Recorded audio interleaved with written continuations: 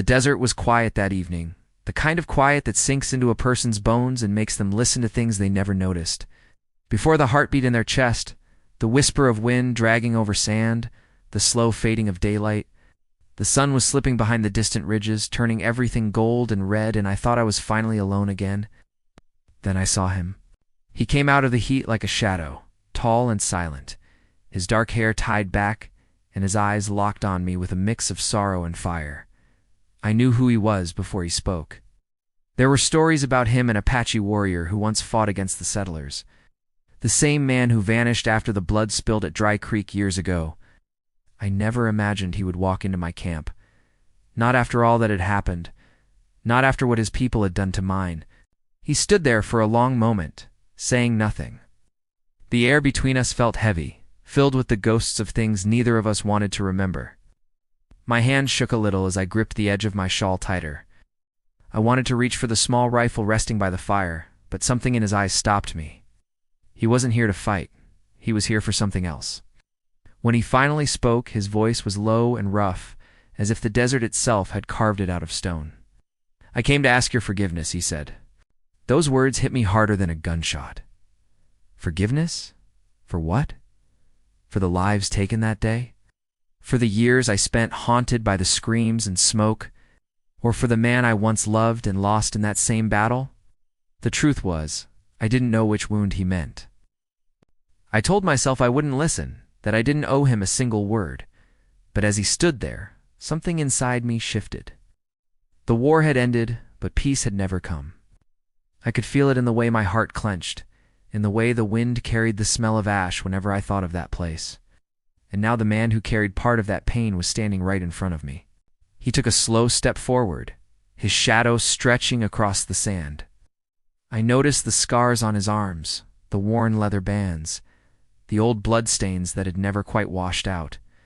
He looked like a man who'd been running from ghosts too long. "Why now?" I asked quietly. "Why, after all these years?" He didn't answer right away. Instead, he dropped his gaze to the sand, his jaw tightening as though the words he carried were too heavy to speak. Finally, he said, "Because I couldn't forget what I did, or who I hurt." The fire cracked softly between us. I couldn't look away from him. Part of me wanted to scream, to tell him to leave and never come back.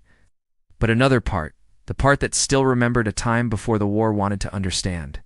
Years ago, before everything burned, I had met him on the edge of a river not far from the borderlands.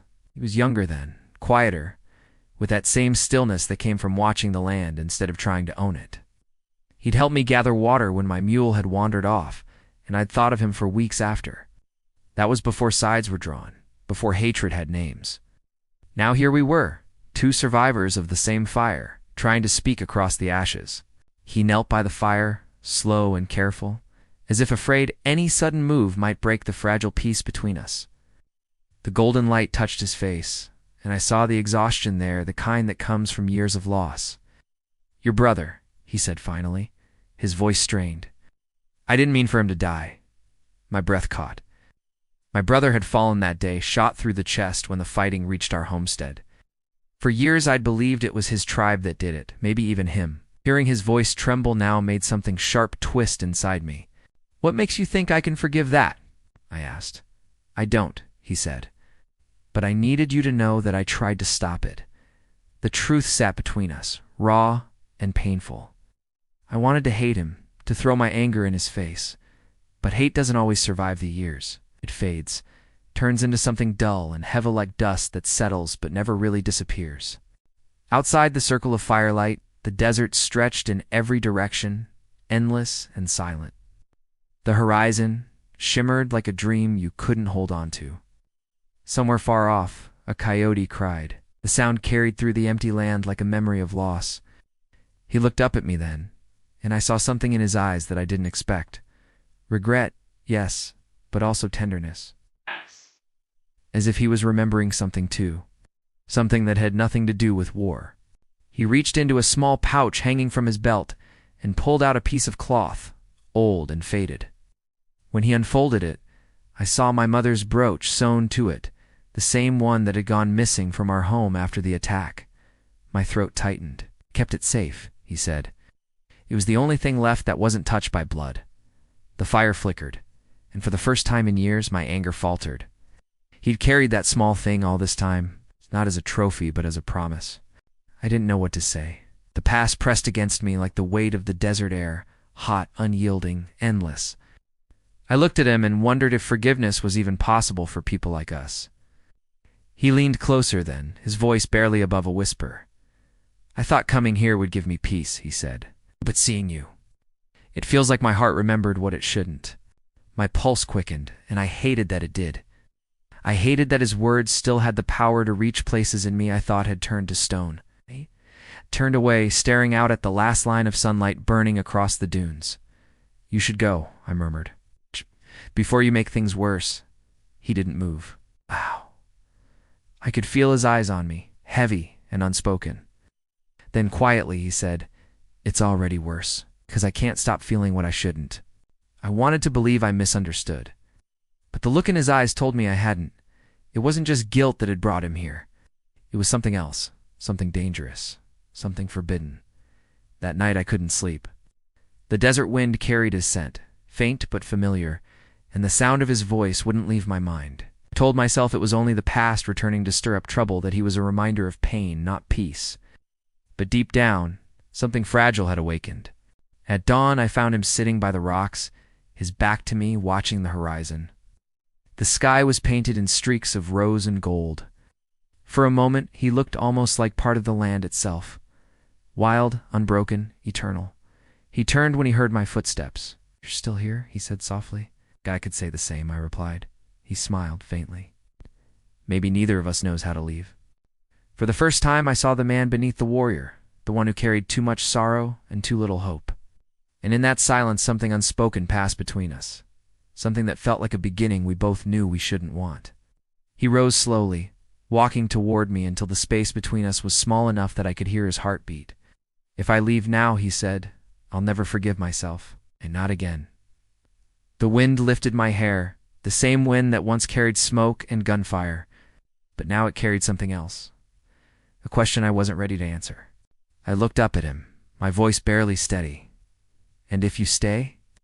He didn't answer. He just looked at me, and I saw everything he couldn't say, written in his eyes. Pain, longing, regret, and something that felt dangerously close to love. The desert held its breath around us. The world seemed to wait. And somewhere deep inside me, I knew this was the moment everything would change. The moment a warrior who came to beg forgiveness might end up taking something far more fragile. My heart. And as the first light of morning touched his face, I realized that the hardest battles aren't fought with weapons. They're fought within the heart itself. The morning light spread across the sand, soft and gold, and for a long time neither of us spoke. The fire had gone cold, leaving only smoke curling into the pale sky. I watched him, the Apache warrior who had once been my enemy, sitting with his hands resting loosely on his knees, his eyes distant as if seeing something far away. He looked tired, older than he should have, as though the desert itself had taken part of his soul. I wanted to ask where he had been all these years, what roads he had walked to end up here, but the words wouldn't come. It felt too soon, too fragile to touch. He broke the silence first. "There are things you don't know about that day," he said quietly. His gaze stayed fixed on the horizon. "Things I wish you never had to know." I swallowed hard. The air felt thick with memory. "Then why tell me now?" He turned his head toward me, his eyes dark and calm. "Because if I don't, it will die with me. And I've carried it too long." The wind tugged at the edge of his hair, and I caught the faint shimmer of a scar along his neck, one that looked deep, like a mark left by fire or steel. Must have noticed me staring, because he lifted his hand and touched it briefly. "A reminder," he said, "that survival is not the same as peace." His words settled over me, heavy and strange. I thought of the years since the war ended, the quiet life I'd built among the dunes and the wind, far from towns and people. I told myself I'd come here for solitude, but maybe it was something else. Maybe I'd been hiding from what I didn't want to face: my grief, my anger, and the questions I never dared to ask. He watched me as if reading those thoughts, then said softly, "You built this place alone?" I nodded. After the fire took the farm, there was nothing left to stay for. The land was ruined. The people were gone, so I came here. He glanced around at the small shelter I'd made, half wood, half canvas, worn by wind and sand. You survived, he said, almost to himself. I had to, I replied. Someone had to remember. He looked down at the ground, tracing lines in the sand with his fingers. Remembering can be worse than dying, he murmured. Something inside me twisted at that. There was a depth in his voice I hadn't heard before, a quiet pain that didn't need explaining. I wondered how many people he'd lost, how many times he'd watched the sun set over graves that didn't even have names. When I asked him where he had been all this time, he hesitated. In the mountains, mostly, he said finally. It's what's left of my people. The land gives little now. The soldiers took the rivers, the ranchers, the valleys. We move when we have to. The old ways fade faster than the young can learn them. His tone carried both pride and sorrow. It reminded me of stories my father used to tell about how progress came like a storm, sweeping away everything that stood in its path. I used to believe those were only stories, but sitting there beside him, I realized they had become truth. I looked at him and said, "You came for forgiveness, but the world that hurt us both doesn't forgive easily. Maybe it never will." He nodded slowly. So then maybe forgiveness isn't something we give. Maybe it's something we learn to live without. The simplicity of his words struck deeper than I expected. For a while, neither of us spoke. The wind shifted, carrying the smell of rain from somewhere far away. He lifted his head slightly, listening. "Storm's coming," he said. I smiled faintly. You can tell that from his scent. He nodded again. The desert always speaks before it breaks.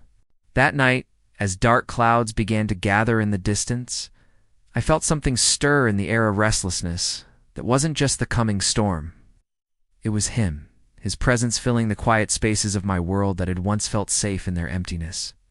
He wasn't supposed to be here. His kind and mine were never meant to share ground again, not after the years of blood and hate. Yet there he was, mending a broken strap on my mule's harness, moving with calm precision as if he'd done it 100 times. When I brought him water, his fingers brushed mine for just a moment, and it felt like touching the past. I pulled away quickly, but he said nothing. Only his eyes lifted, and in them was something unspoken, something neither of us could name without crossing a line that had kept us alive. Later, as the wind began to howl, I found myself thinking about my brother again. His laughter, the way he'd tease me for being afraid of thunder, the promise he made to always protect me. I hadn't spoken his name aloud in years, but tonight it pressed against my lips. I turned toward the fire, whispering it without sound. "He was brave," the Apache said softly behind me, as if he could read my thoughts. "You didn't know him," I said. "I knew the kind of man who dies trying to save others," he replied. "I've seen it too many times." I wanted to be angry, to tell him he had no right to speak of my brother, but the truth was, his voice carried no arrogance, only regret. The storm broke soon after. The rain came in hard sheets, and the wind tore at the edges of the shelter. We worked together to hold it down, our hands gripping the same ropes, our bodies moving in rhythm against the fury of the night. At one point, lightning split the sky, and for a heartbeat, I saw his face clearly wet, fierce, alive. When the thunder rolled away, he looked at me and said, "You're not afraid." "I was once," I said. "But fear doesn't build shelters." He smiled faintly, and for the first time, I saw something warm in his expression. Something almost human beyond all the pain and history that separated us. When the storm finally passed, the desert smelled of wet earth and life reborn. We sat together near the fire again, exhausted but silent. He reached into his satchel and took out a small carved figure, rough and unfinished. It looked like a hawk. He turned it in his hand before offering it to me. "For protection," he said quietly. "It belonged to my son." I froze. "Your son?" He nodded, his eyes lowering. "He was only a child when the soldiers came. I'd buried him near the river where the water still runs clear. After that, I stopped carving, but this one, it never felt right to leave behind." The pain in his voice was raw, stripped bare of pride. I took the carving carefully, my throat tightening. The weight of it felt more real than any words could have been. "I'm sorry," I whispered. He shook his head. "Don't be. The land takes what it wants." After that, silence settled between us again. But it wasn't the heavy silence of strangers anymore. It was something else, something fragile and uncertain. In the following days, he stayed. Said he would leave once the river trail cleared, but every morning he was still there, gathering wood, fixing the roof, helping with the horses. I pretended not to notice, though I watched him more than I should have. There was a grace in how he moved, a quiet discipline, as if every motion carried the memory of 1,000 lessons learned in hardship. Once, I caught him watching the sunset from the ridge, his face softened by the fading light. I asked what he was thinking. "That forgiveness you spoke of," he said slowly. "Maybe it's not something given by one person to another. Maybe it's what we owe ourselves when we're tired of bleeding inside." His words lingered in my mind long after he walked away. I knew he was right, though I didn't want to admit it. I'd been holding on to my pain so tightly it had become part of who I was. Letting go would mean learning how to live again. I didn't know if I could. That night, I dreamed of the past. The burning fields, the screams, the flash of his face among the chaos. But this time, it wasn't fear I felt. It was confusion, the strange pull of something I couldn't explain. When I woke, the fire had gone out and he was sitting outside, staring at the stars. He turned when he heard me step out. "You should rest," he said. "I can't," I replied. "Every time I close my eyes, I see everything again." He nodded slowly. The honesty in his voice broke something in me. I sat beside him, and for a while we said nothing. The stars burned above us, endless and cold. The desert stretched wide and silent, as if listening. And in that stillness, I realized that the line between hate and love, between guilt and redemption, was thinner than I'd ever believed. But neither of us was ready to cross it. Not yet. The dawn came softly, turning the sand to gold again. He rose, fastening his belt, preparing to leave. My chest tightened as I watched him. "Will you come back?" I asked quietly. He looked at me, his face unreadable. "If the land allows it." Then he turned and began to walk into the open desert, his figure growing smaller with every step. The wind picked up again, carrying his shadow across the dunes. I wanted to call out, but my voice wouldn't come. I stood there until he disappeared beyond the horizon, feeling both emptiness and something dangerously alive. I didn't know it yet, but that wasn't the last time I'd see him. The desert had a way of returning what you thought you'd lost. And somewhere deep down, I knew he hadn't just come for forgiveness. He'd come to change everything I thought I knew about the past, about pain, and maybe even about love. The days after he left felt heavier than before. The desert was quieter, the nights colder, and even the wind seemed to move slower. I told myself that it was better this way, that he had no place in my life, and I had no reason to wait for him. But every time I went to fetch water from the old well, or gathered wood by the ridge, I caught myself glancing toward the horizon, hoping to see that familiar figure walking back. I hated that I missed him. I hated even more that part of me wanted him to return. The small carved hawk he'd left behind sat on the shelf near my bed. I tried once to tuck it away, but every time I touched it, a strange warmth spread through my chest. It was as if the piece carried something more than memory, a fragment of truth I couldn't ignore. I would wake in the middle of the night and stare at it, wondering what kind of man could hold so much guilt and yet carry so much gentleness at the same time. It was about a week later when the sound of hoofbeats broke the silence of morning. I stepped outside, hand resting on the rifle by the door. The sun hadn't risen fully yet, and the world still wore that pale gray light before dawn. 2 riders appeared from the north, soldiers by their uniforms. My stomach tightened. They slowed as they reached my camp, one dismounting with a grim look. "Ma'am," he said, his tone sharp but polite, "we're tracking a fugitive. Apache man, scar on his neck, rides a black horse. You seen anyone like that?" I shook my head before my mind even decided. "No one's been here in weeks," I lied, keeping my voice steady. The soldier studied my face. He didn't believe me, not completely. "If you see him, report it. He's dangerous. Word is he's been stirring up trouble again near the river camps." They stayed long enough to drink from the well and scan the area before riding off. I stood there until the dust settled, my pulse still loud in my ears. Dangerous, they'd said. Stirring up trouble. Part of me wanted to believe it wasn't true, but another part couldn't help but wonder what had happened since he left. That night, I couldn't sleep. I sat outside near the dying fire. The desert air cooled against my skin. The stars stretched wide across the sky. I tried to tell myself that whatever he'd done wasn't my concern anymore, but the thought of him being hunted dug gnawed at me. I remembered the sorrow in his eyes when he spoke of his son, of the things taken from his people. If he had returned to fight again, it wasn't out of hate, it was out of desperation. A few days passed, and life returned to its quiet rhythm. Then, one afternoon, as I was gathering wild herbs near the canyon, I heard footsteps behind me. I turned sharply, my heart leaping to my throat. He was standing there, dust clinging to his clothes, eyes darker than before. His horse waited behind him, breathing hard. He looked exhausted, but alive. "You shouldn't be here," I whispered, though relief flooded through me at the sight of him. "I had no choice," he said quietly. "They're searching the valley, so I needed a place to hide." I hesitated. Every part of me knew that helping him could bring danger, yet I couldn't turn him away. There was something in his voice, something that carried both exhaustion and hope.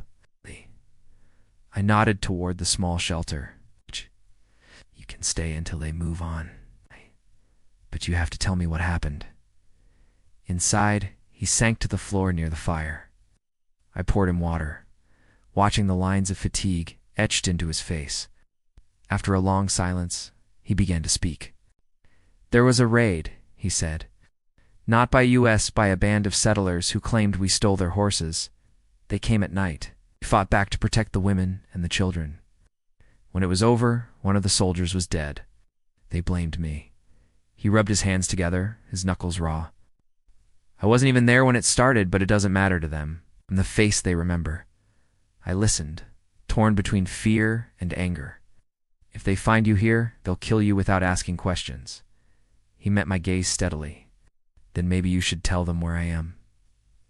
"You know I won't," I said quietly. He looked down, his jaw tightening. "You shouldn't risk this." "Maybe I'm tired of being afraid," I replied. The tension between us hung thick in the air. I saw the gratitude in his eyes, but also something deeper, something that frightened me more than the soldiers ever could. It was a kind of connection that neither of us asked for, yet neither could deny. Over the next days, he stayed hidden, venturing out only at night. I brought him food and water, patched the cuts on his hands, and listened to stories he rarely told. He spoke of the rivers before they were fenced, of the buffalo herds that used to thunder across the plains, of songs his mother used to sing by the fire. His voice would grow softer with each memory, and I could feel the ache of a people fading into the dust. Sometimes he'd ask about my life before the war, about my brother, the farm, and the dreams I once had of leaving the frontier. I didn't talk much about it, but when I did, he listened in silence, as if my words carried meaning beyond themselves. One night, while the wind howled outside, he said, "I thought I came here to bury the past. But every time I look at you, I see the part of it I can't let go." I froze. His words were quiet, but they trembled with truth. I tried to look away, but he leaned closer, his voice dropping even lower. "You hate what I am, and I can't blame you for that. But I think the land brought us together for a reason. Maybe not to forgive, but to understand." I wanted to deny it, to tell him he was wrong. But I couldn't, because deep down, I had started to feel the same. His presence stirred something alive in me, a part I thought had died long ago. Still, the danger pressed closer with each passing day. The soldiers came twice more, asking questions, leaving boot prints in the sand near the camp. I could feel the walls of silence closing in, trapping us between guilt and longing. One afternoon, I saw dust rising from the northern trail. I rushed to warn him, but he was already gone. His tracks led toward the canyon. Panic clawed at my chest as I followed, praying he hadn't been seen. When I reached the cliffs, I spotted him below, crouched among the rocks, watching the riders pass. His movements were quiet and precise, like a shadow. But one of the soldiers turned his head, eyes narrowing toward the canyon floor. I held my breath, praying the wind wouldn't shift. A second later, a gunshot cracked the silence. The sound echoed off the stone, scattering a flock of birds into the sky. He moved fast, diving behind a boulder, scrambled down, my heart racing. When I reached him, he was clutching his arm, blood soaking through his sleeve. "Go," he said through clenched teeth. "They'll follow the trail." "I'm not leaving you," I said. grabbing his arm to pull him up. He winced. "But let me help him." Together, we stumbled back through the narrow path until we reached the old shelter. I tore a strip from my dress and pressed it against the wound, trying to stop the bleeding. His breathing was shallow, but his eyes never left mine. "They'll come back," he said softly. "You have to let me go." I shook my head. "You came here for forgiveness, remember? You can't die before you find it." He gave a weak smile. "Maybe I already have." The firelight flickered across his face, casting long shadows against the wall. Outside, thunder rolled again, distant but nearing. The storm was returning. I could feel it in the air, thick with the smell of rain and fear. As I worked to bandage his arm, he reached out suddenly, his fingers brushing mine. "If I don't make it," he whispered, "don't let them tell you who I was. Remember what you saw?" I couldn't speak. My throat burned with words I didn't know how to say. I wanted to tell him that I didn't just see a warrior anymore. I saw a man trying to make peace with ghosts that never left him. A man who carried both the sins of others and his own. When he finally fell asleep, I sat beside him, listening to the rain tapping on the roof. Every sound outside felt sharper, closer. I knew we couldn't stay much longer. If the soldiers returned, there would be no hiding. Still, part of me refused to believe that fate would end this way. I stared at the small hawk on the shelf, the one he'd carved, and thought about what he said. The land takes what it wants. But sometimes he gives something back too. I didn't know if it was forgiveness, love, or simply the chance to begin again.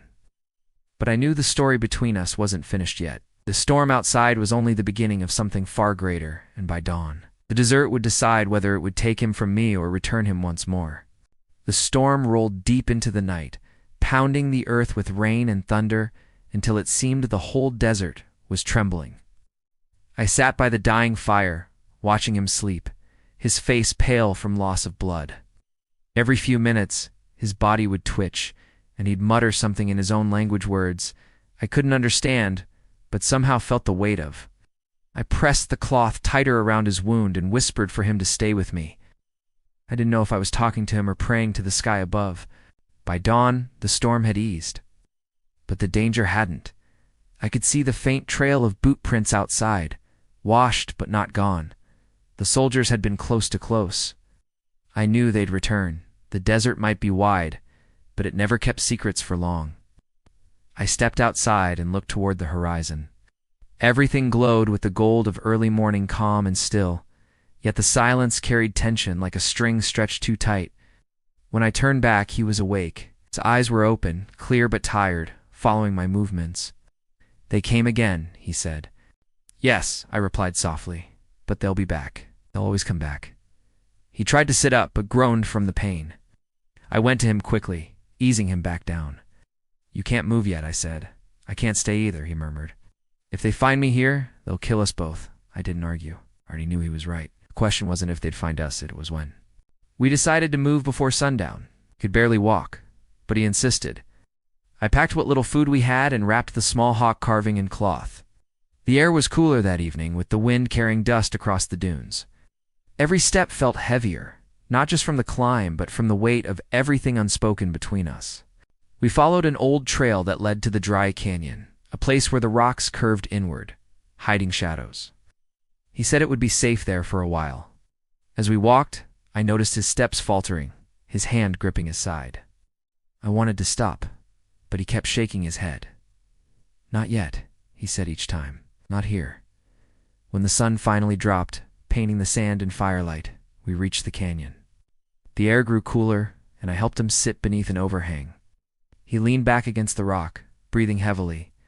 "You should go," he said again. "You don't owe me anything." "I told you before," I said. "You came for forgiveness, and I can't give that if you're dead." He looked at me for a long time, his eyes searching mine. "You're braver than most I've met," he said quietly. "I'm lonelier too." I didn't know what to say. The truth in his words cut deep. I'd been alone so long that I'd forgotten what it meant to be seen. That night, we built a small fire between the rocks. The flames flickered low, casting our faces in soft, uneven light. He told me about the raid again, but this time his voice carried more detailed names. Faces, the sound of horses, the confusion in the dark. I realized then that he hadn't come only for forgiveness. He was running from something he couldn't escape, a guilt too heavy to bury. There was one man, he said. A soldier. He wore a red scarf around his neck. He ordered them to burn the camp, to take what was left. I tried to stop him, but he shot my brother. That's when his voice broke, and he turned away. When he didn't finish, I didn't ask him to. I already knew. The war between our people had turned everyone into something they didn't want to be. Monsters. Heroes, it was hard to tell the difference anymore. The days that followed felt like borrowed time. We stayed hidden in the canyon, moving only when necessary. I gathered herbs and tried to heal his wound, though I knew the infection might spread. He grew quieter, his eyes often fixed on the distance as if expecting someone or something to appear. One afternoon, while I was out searching for firewood, I heard the faint echo of voices carried on the wind. Male voices, soldiers. My heart slammed against my ribs. I ducked behind a boulder and peered across the ridge. 3 riders moved slowly through the valley below, their rifles glinting in the sunlight. I ran back as fast as I could. He was already standing when I reached the camp, his knife in hand. They're close, I said breathlessly. 3 of them, he nodded grimly. Then we can't hide anymore. You can barely stand, I protested. He looked at me, calm but resolved. I won't let them find you here. If they do, they'll think you helped me. You'll hang for it, then we'll run together, I said. His jaw tightened, but before he could speak, the distant sound of hooves grew louder. There was no time to argue. We grabbed what we could and slipped deeper into the canyon, moving between the rocks. The air was hot and dry, the kind that burned your throat when you breathed too fast. I could hear the riders calling out, their voices echoing off the walls. At one point, a gunshot cracked the air, sending birds screaming into the sky. The sound bounced through the canyon like thunder. He pushed me down behind a rock and raised his head just enough to look. They found our trail, he whispered. What do we do? He didn't answer right away. Then slowly, he handed me his knife. If they catch me, you run. Don't look back. I shook my head violently. No, I'm not leaving you again. His gaze softened, but his voice stayed firm. You'll have to. The land decides who stays, not us.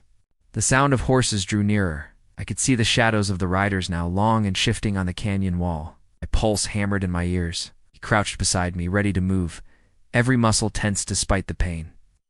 When the first soldier appeared at the mouth of the canyon, time seemed to slow. The warrior's body moved like water, silent, precise, every step measured. He slipped behind a rock, waiting until the man came close enough. Then, in one swift motion, he struck. The soldier fell without a sound, his rifle clattering to the ground. But the others heard it. 2 more shots rang out, and I screamed his name. He staggered back, clutching his side again. The blood spread fast through his shirt. I crawled toward him, my hands shaking. We have to go, I cried. He nodded weakly, his breath ragged. This way, he managed, pointing toward a narrow path leading upward. We climbed, the shouts of soldiers echoing below. My legs burned, my lungs ached, but I didn't stop. He stumbled once, nearly falling, and I caught his arm, dragging him forward. When we finally reached the top, the world opened before a sendless dune stretching beneath a dying sun. He fell to his knees, gasping for air. I knelt beside him, tears blurring my vision. You can't keep fighting, I said. They'll kill you. He looked up at me, his eyes dark but steady. They already tried, he said softly. But not before I found what I was meant to find. The wind howled around us, carrying dust and echoes. I didn't understand what he meant until he reached out, his hand trembling, and touched the side of my face. You were the reason I came back, he whispered, not to beg forgiveness, to remember what it feels like to be human again. I wanted to answer, but my voice broke. Behind us, the sound of hooves grew louder once more. The soldiers were climbing. The desert sun was fading fast, and shadows stretched long across the sand. He turned toward the ridge, his body swaying, but still proud, like a man facing his fate head-on. Go, he said again, his tone almost tender. If they see you, they'll shoot. I'll lead them away. I'm not leaving you, I said, my voice trembling. Not now. He smiled faintly. Then pray. The land forgives us both. Before I could stop him, he took the rifle from the fallen soldier and stepped toward the edge of the cliff. The wind tore through his hair, the last light catching the scar along his neck. Below, the riders shouted, their figures rising from the canyon's mouth. I stood frozen, torn between fear and something deeper, something that felt like love and loss, all at once. He turned his head slightly, meeting my eyes one last time. "Whatever happens," he said quietly, "remember what I told you. The heart never forgets what it forgives." Then the sound of gunfire shattered the silence. The echo rolled across the desert, fading into the wind as the sun disappeared behind the horizon. And in that moment, standing on the edge of the world, I realized the fight wasn't over. It was only beginning. The desert still held its breath, waiting for what would come next. The gunfire echoed long after it stopped. For a few seconds, I couldn't breathe. The sound had torn through the quiet desert like lightning splitting a tree. I stood frozen, eyes fixed on the ridge where he had been only moments before. The world felt still, too still, like the land itself was holding its breath. Then the wind began to move again, brushing against my face, carrying the faint scent of gunpowder and rain. When I finally forced myself to step forward, the sand beneath my boots felt heavier with each move. The slope was steep, and my legs trembled as I climbed toward the spot where he'd been standing. My heart thudded painfully, echoing in my chest like the beat of a drum at a funeral march. I didn't know what I would find, and part of me didn't want to. I just kept moving, one step after another, my eyes burning with tears I refused to let fall. The ridge was quiet. The soldiers were gone. Only their hoofprints cut through the sand, fading into the distance where the canyon opened wide. I searched frantically, calling his name until my voice broke against the wind. For a long while, there was nothing. Then I saw a dark patch near the rocks, a smear of blood leading toward the shadows. I followed it, knees buckling as I reached the edge where the ground sloped downward into the canyon floor. He was there, lying halfway between shadow and sunlight, still breathing, but barely. His hand rested over his chest, fingers clutching the small hawk carving I had wrapped before we left. The sight of it undid me. I dropped to my knees beside him, tears blurring the lines of his face. "You shouldn't have come back," I whispered, pressing my hand against his wound. He opened his eyes slowly, the faintest hint of a smile touching his lips. "I told you, land decides," he said, his voice raspy and weak. "You need a doctor," I said, trying to lift him. But he shook his head, his hand covering mine. "No doctor will come for me," he said softly. "Not for a man like me." His words cut deeper than any wound. I looked at him, the man I had once feared, then hated, then learned to understand. The same man who had come begging for forgiveness, but ended up saving my life more times than I could count. The sky above us began to clear, streaks of orange light breaking through the clouds. "Listen to me," he said, his breath shallow. "When I'm gone, they'll come looking again. Don't tell them I was here. Don't let them use my name for their anger. Stop talking like that," I said, my voice cracking. "You're not going to die, you hear me? You've fought through worse." He smiled faintly, his gaze drifting toward the sky. "The fighting's done.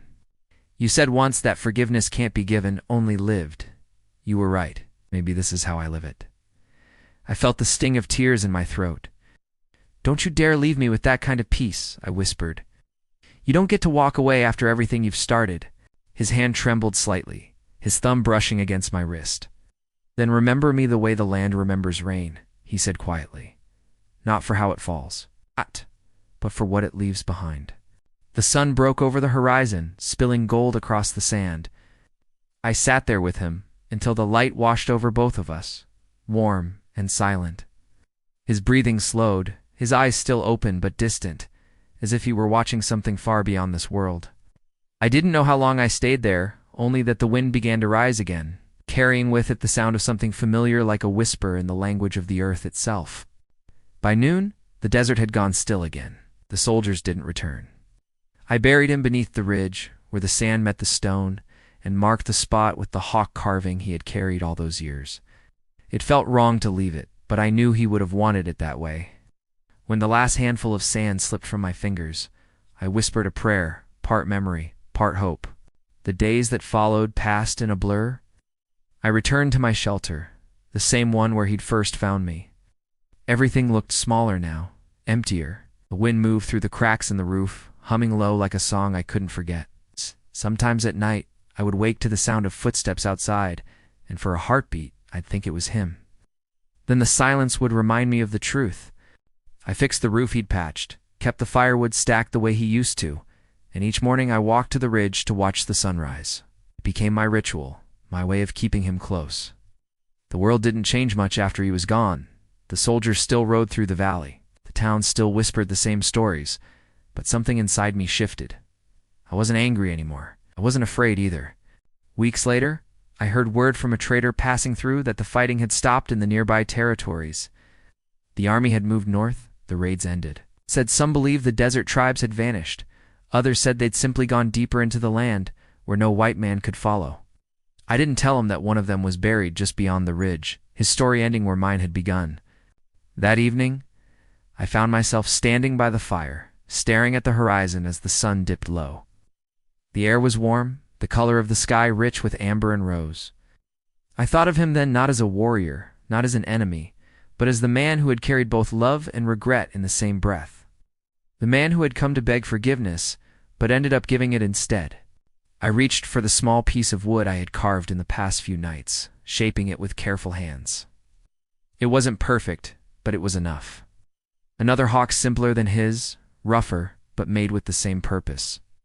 I placed it near the fire, beside his old knife, and whispered, "The land remembers you." That night the wind came softly, carrying with it the scent of rain. I closed my eyes and listened. For the first time in years, it didn't sound like sorrow. It sounded like something beginning again. Months later, the world shifted once more. The desert bloomed after a long drought, the cactus flowers opening wide across the valley. The river that had dried near the canyon began to flow again, slow but steady. I went there often, walking the same paths we had once taken together. The land felt alive, as if his spirit had settled into its roots. One morning, I saw a hawk circling high above the ridge. It cut through the golden air, its wings wide and graceful. I watched it until it disappeared into the light. Somehow I knew that was his way of saying goodbye, or maybe not goodbye, but something quieter, something like peace. I stayed by the river for a long time that day. The sun was warm on my face, and for the first time in years, I felt something I hadn't known I was missing. Forgiveness not for him, but for myself. For the anger I had carried, for the years I spent lost in grief. He had come to my door seeking absolution, but in the end, it was me who found it. The desert around me shimmered with heat, endless and alive. I turned toward home, the soft hum of the wind following behind me. In its rhythm, I heard the echo of his words, "The heart never forgets what it forgives."